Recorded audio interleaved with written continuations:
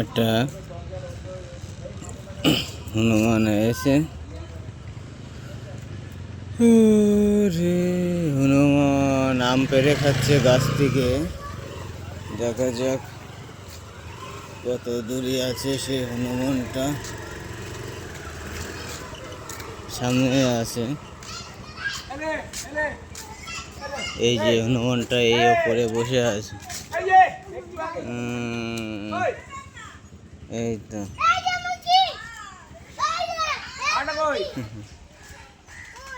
এই যে বড় তো, বিশাল বড়।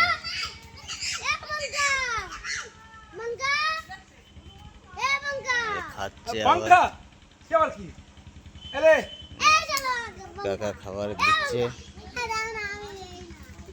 আর এই যে খাচ্ছে কলা। মুখটা হনুমান।